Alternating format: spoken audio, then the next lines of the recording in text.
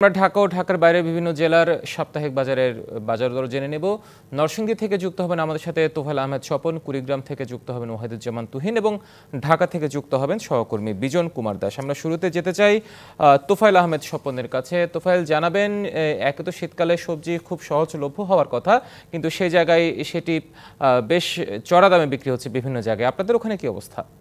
আপনি যেমনটা বলছিলেন, এই নরসিংদী কিন্তু যে সকল সবজি উৎপাদন করে সেটা কিন্তু ঢাকার প্রায় 70 ভাগ চাহিদা মিটিয়ে দেশের বাইরেও কিন্তু রপ্তানি হয়ে থাকে এই নরসিংদী উৎপাদিত সবজি। তো আমি আপনাকে একটা ব্যাপার জানিয়ে রাখতে চাই যে যে শীতকালীন শাকসবজি আবাদ করা হয়েছিল সেটি কিন্তু বৃষ্টির কারণে, অতিবৃষ্টির কারণে ক্ষতিগ্রস্ত হয়েছে এবং একাধিকবার ক্ষতিগ্রস্ত হয়, কিন্তু যে নরসিংদীর প্রকৃত শীতকালীন সবজি এখনো বাজারে নামেনি। এখন এই বাজারে, পাইকারি বাজারে যে সকল সবজি বিক্রি হচ্ছে সেগুলি অধিকাংশ উত্তরবঙ্গ কিংবা দেশের অন্যান্য অঞ্চল থেকে আগত এইসব সবজি কিন্তু এখান থেকে বিক্রি এবং কেনাবেচা চলছে।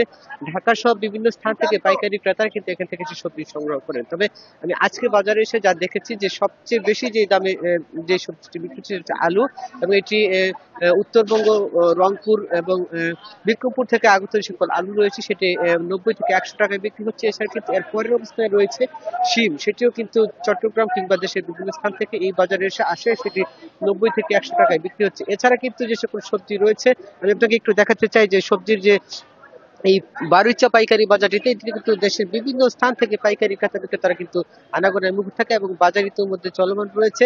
আমি বেশ কিছু সবজির দাম যাচাই করে দেখেছি যে বিগত সপ্তাহ থেকে কিছুটা সবজিতে দাম কমলেও প্রায় স্বাভাবিক বা বৃদ্ধি রয়েছে এমন সবজির পরিমাণ সংখ্যা বেশি। আমি আরো একটু জানতে চাই যে নরসিংদীর যে সকল শাকসবজি রয়েছে, যেমন মূলা, লাল শাক, পালং শাক ইত্যাদি কিন্তু নামতে শুরু করেছে। সেটি লাল শাক 10 থেকে 15 টাকা এবং পালং শাক 30 থেকে 35 টাকা অবধি বিক্রি হচ্ছে। এছাড়া কিন্তু বেশ কিছু সবজি দাম ঊর্ধ্বগতি রয়েছে। আর অন্যতম কারণ হলো নরসিংদীর যে সবজি রয়েছে সেটি এখনো বাজারে আসেনি এবং আসলেই কিন্তু সবজির দাম কমতে শুরু করবে বলে জানিয়েছেন যে কৃষি বিপণন এবং কৃষি বিভাগের কর্মকর্তারা। তো হিমাদ্রি, এই ছিল নরসিংদী থেকে শীতকালীন সবজি বাজার পরিস্থিতির সর্বশেষ খবর। স্বপন, ধন্যবাদ। আপনাকে এবার কুড়িগ্রাম সদরে পাইকারি কাঁচা বাজার আড়ত থেকে সরাসরি যুক্ত হচ্ছেন সহকর্মী ওয়াহিদুজ্জামান তুহিন। তুহিন, সবজি বাজারে কি পরিস্থিতি জানাবেন, এবং যদি স্পেসিফিক বলতে চাই ফুলকপি, শিম এবং পেঁয়াজ এসবের দরদাম সেখানে কেমন দেখছেন? আসলে দাম কিছুটা কম বলতেছে যেটি পাইকারি আড়তে। আমরা উল্টো চিত্র দেখেছি খুচরা বাজারগুলোতে, যেখানে পাইকারি আড়তে আমরা দেখেছি যে আজকে হচ্ছে যে ফুলকপি এখানে তারা 55 থেকে 60 টাকা কেজি বিক্রি করছে। একই সব মাল এখান থেকে মাত্র 200 গজ দূরেই যে কাঁচা খুচরা বাজার, সেখানে দেখেছি তারা 70 থেকে 65 থেকে 70 টাকা বিক্রি করছে।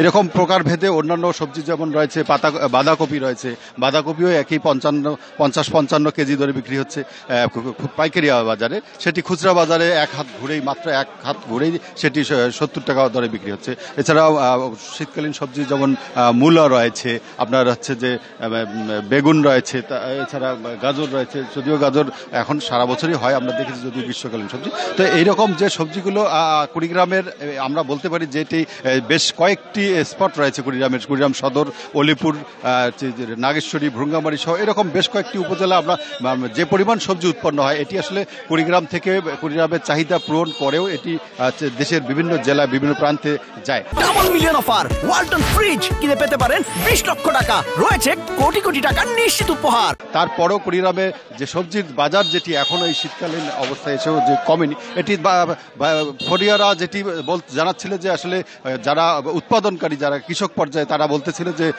উৎপাদন খরচ এবার বেড়ে গেছে। কয়েক দফা পানি বৃদ্ধির পর আবার বৃষ্টি ছিল, বৃষ্টির কারণে তাদের ফসল নষ্ট হয়ে গিয়েছিল। এরকম কারণে উৎপাদন ব্যয় বেড়ে যাওয়ায় কৃষক দাম বৃদ্ধি করতেছে। সে কারণে ফরিয়ারা বলতেছিল যে আমরা কৃষক পর্যায়ে কম দামে না পাওয়ার কারণে বাজারে এরকম দাম বলছে। কিন্তু যদিও কৃষকরা বলতেছে যে তারপরও যে বাজারের যে চাহিদা অনুযায়ী তারা যে উৎপাদন যেটি হয়েছে সেটি এত দাম থাকার কথা না, তারা কৃষক বলতেছিল।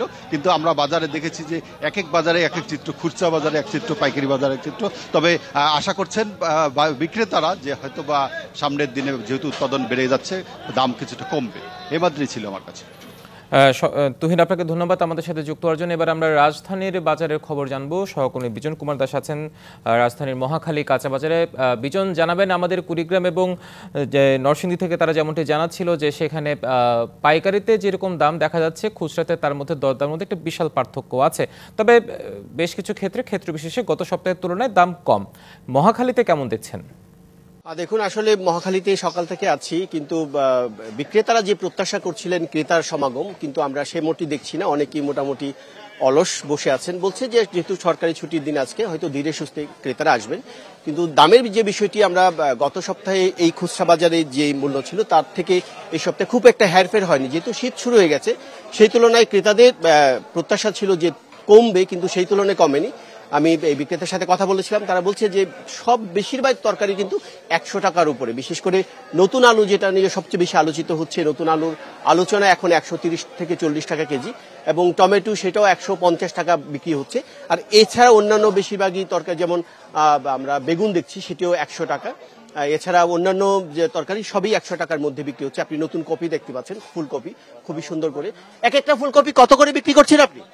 50 টাকা। এই পিসগুলো এক একটা 50 টাকা বিক্রি করছে। আমরা দেখছি যে নতুন আলু যেহেতু খুচরা বাজার, এখানে খুব কম, এখানে আমরা খুব অল্প সংখ্যক। আপনি বলবেন যে আপনার নতুন আলু কত করে বিক্রি করছেন? 120 থেকে 130 টাকা কেজি। 120 থেকে 130 টাকা কেজি বিক্রি করছেন। এই লাউগুলো দেখছি খুব শীতের, এই লাউগুলোর দাম কত একটু বলবেন? 70 টাকা পিস বিক্রি করতেছে। 70 টাকা পিস উনি লাউ বিক্রি করছেন। কিন্তু এখনো মোটামুটি যে শীতের যে দাম কথা আমি বলেছি যে এক সপ্তাহ আগে একই রেট ছিল, কিন্তু একজন বিক্রেতার সাথে কথা বলছিলাম, বলছে 1 বছর আগে কিন্তু সেই তরকারির দাম কিন্তু অনেকটাই কম ছিল, কিন্তু এখন যেই তুলনায় জিনিসপত্রের দাম বেশি, সেই তুলনায় বেশি তারা বলছেন। সেই কারণে ক্রেতারা অবশ্য, বিক্রেতারা অনেকেই কথা বলতে আগ্রহী নন। আমি সবজির পরপর ডিমের বাজার চলে আসলাম, দেখছি আপনার ডিমের বাজার গত এক সপ্তাহের মধ্যে আজকের মধ্যে ডিমের দামের হেরফের হয়েছে কি? মনে করেন গত সপ্তাহে বাজার সিমসিম আছে।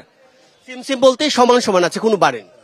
সমান সমান আছে। বলবেন যে লাল ডিম ডজন কত করে বিক্রি করছেন, এবং সাদা যেটা মুরগির ডিম, হাঁসের ডিম কত করে বিক্রি করছেন? লাল ডিম হইলো আপনার 145, আর হাঁসের ডিম হইলো 210-20।